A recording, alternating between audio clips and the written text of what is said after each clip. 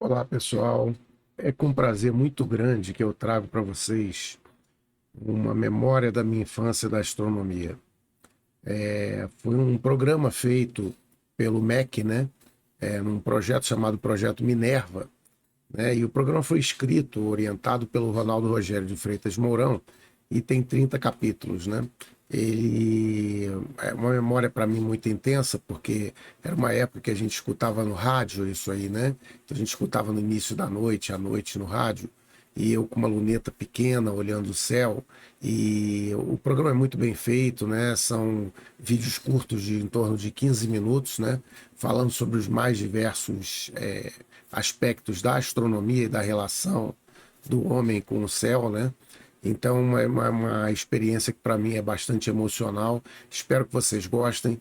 Esse programa é para vocês assistirem à noite, né? Assim, olhando o céu, como se fosse um rádio. Não é um programa para vocês verem, né? Então é isso. Eu não vou continuar aqui para vocês não perderem muito tempo, porque essa introdução eu vou colocar em todos, né? Então, eu queria que vocês acompanhassem. Realmente é um programa espetacular, tudo muito bem feito.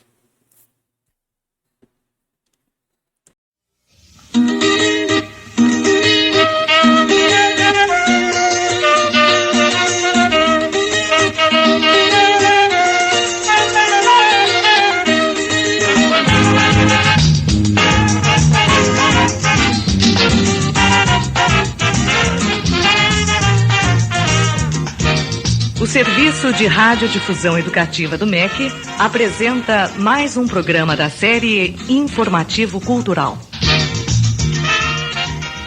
Quantas vezes, numa noite estrelada, nós paramos para olhar o céu e nos perguntamos romanticamente que mistérios haverá por trás daqueles pontinhos brilhantes, que segredos por trás daquela lua cheia plantada no escuro impenetrável.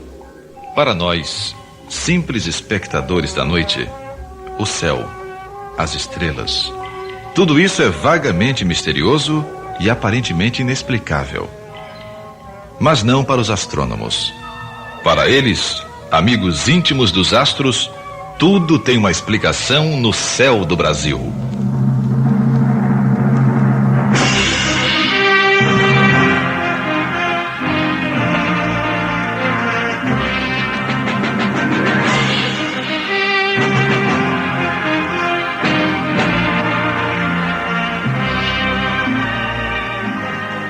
Hoje vamos falar de Bendengó.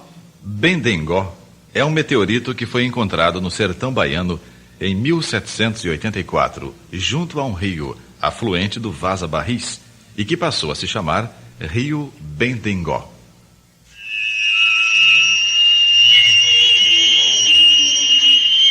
O peso desse meteorito é de 5 toneladas e seu nome, de origem indígena, significa, entre os índios quiriris da Bahia, vindo do céu. No local da queda do Bendengó, existem até hoje escombros e estilhaços da pedra vinda do céu. E o acontecimento ficou na lembrança de todos os habitantes da região, em parte graças à literatura de cordel, que contou toda a história. O relato que vamos ouvir é do escritor de cordel José Aras.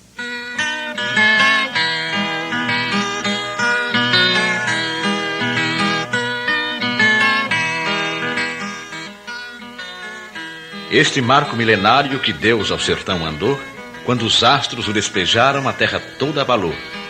Os índios se estremeceram e toda a aldeia curvou. Contavam que ouviram dizer que quando a pedra caiu, as serras todas gemiam e assobiavam os rios, e os índios diziam Bendengó, Tupã do calor e do frio. Veio índios de outras tribos visitar o Bendengó.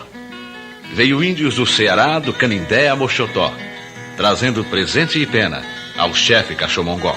Os índios se desertaram, acabou-se a adoração. Ficaram só as fazendas aumentando o sertão. Os índios domesticados, vaqueiros da criação.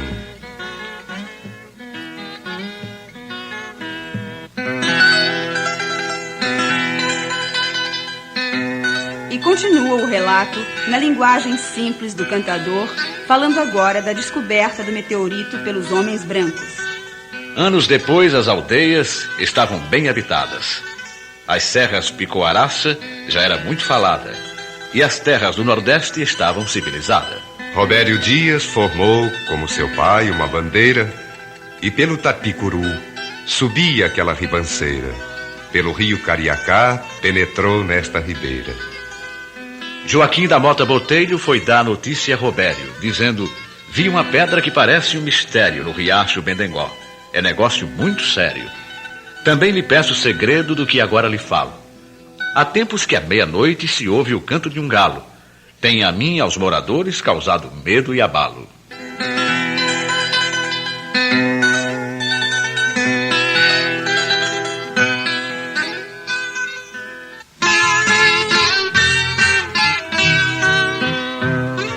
Robério acompanhou ao sítio de Bendengó. Viu a tal pedra encantada e achou não ter uma só. E logo foi dar notícia ao seu capitão Mor. Mas Robério conheceu ser um grande aerolito. E os índios deram notícia que veio do infinito. E que seus pais lhe contaram, deu um estampido esquisito. Não dê notícia a ninguém que pode te causar mal. Só depois de ter ciência nosso rei de Portugal. E assim o velho Botelho calou-se no matagal. Robério viajou logo à capital da Bahia. Dom Rodrigo de Menezes governava a capitania. Deu notícia da pedra estranha que lá no sertão havia. Francisco Marques Ferreira, do Itapicuru, capitão Mor, recebeu do governador, ordenado a ele só, subir para o sertão e conduzir o Bendengó.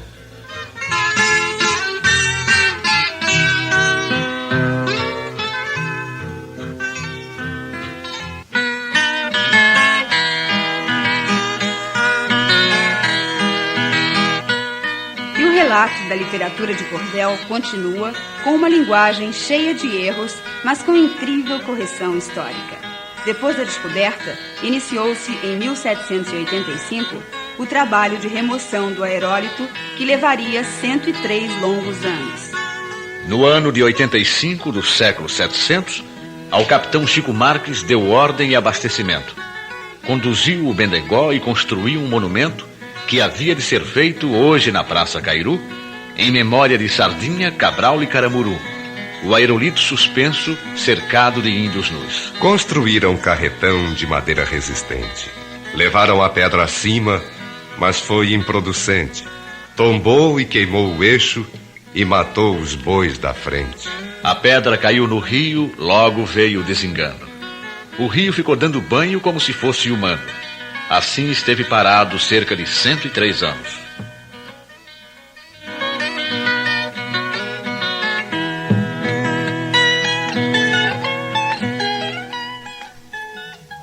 O baiano José Aras fala também da repercussão da notícia na sua bela linguagem sertaneja. A notícia foi bem longe. Veio gente de terra estranha. Veio sábio até da Rússia, de toda a Europa e Alemanha, visitar aquelas paragens daquela gente tacanha. Quando viam, admiravam o tamanho do aerolito que conheciam no globo, e também o mais bonito. Veio sábio do Japão e cientista do Egito. Cada qual levava amostra, cerrava o Bendengó, mas ao povo do sertão não deixava o melhor. E diziam: é ferro, é níquel e também carvão em pó.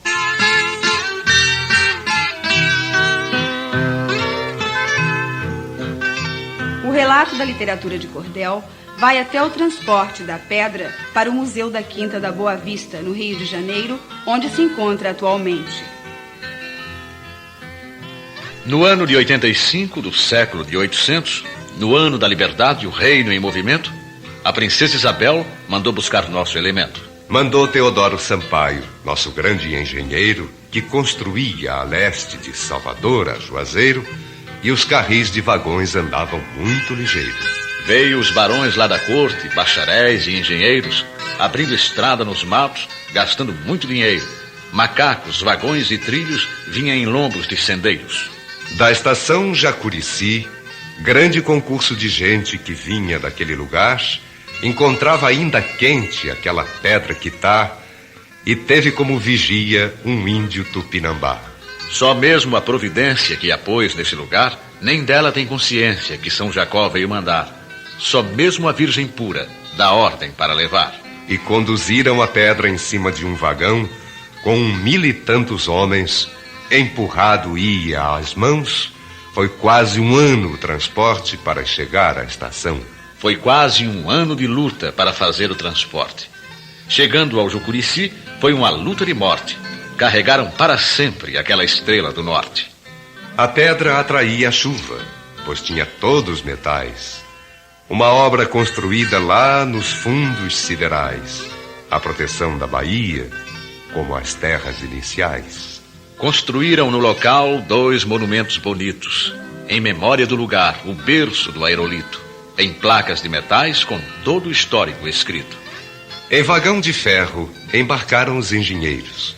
E do Salvador a Recife, gastando muito dinheiro, descansa na Boa Vista, lá no Rio de Janeiro. A capital da República foi para o Planalto Goiano. Devolvam nossa pedra deste para o outro ano. As relíquias da Bahia pertencem ao povo baiano.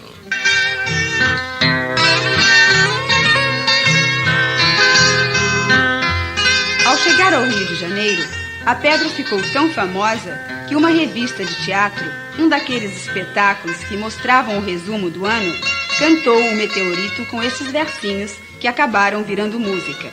E virou e mexeu e apareceu o Bendengó. E virou e mexeu e apareceu o Bendengó. A influência do Bendengó na então capital foi notável. Foi notícia e assunto de todas as rodas. Venderam-se até fazendas com seu nome. Até na moda influiu. Os homens passaram a usar uma espécie de topete que levou o nome de Bendengó. Era comum escutar o freguês dizer ao barbeiro: corte baixo, mas deixe o Bendengó.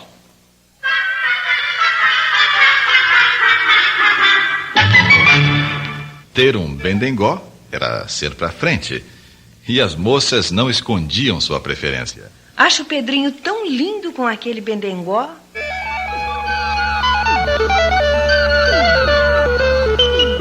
Com o tempo, a moda se vulgarizou e os moleques passaram a adotá-la também. Surgiram as condenações. Vejam só que atrevimento. Moleque de Bendengó. Foi quando surgiu a quadrinha, mais uma manifestação popular a louvar o meteorito. Tanta tolice que fala, tanta asneira que faz dó. Gafurinhas de moleque já se chama Bendengó.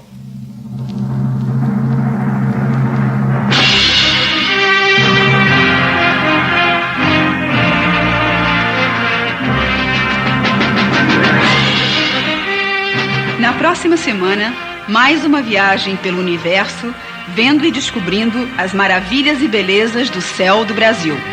Produção do astrônomo Ronaldo Rogério de Freitas Mourão para o Projeto Minerva.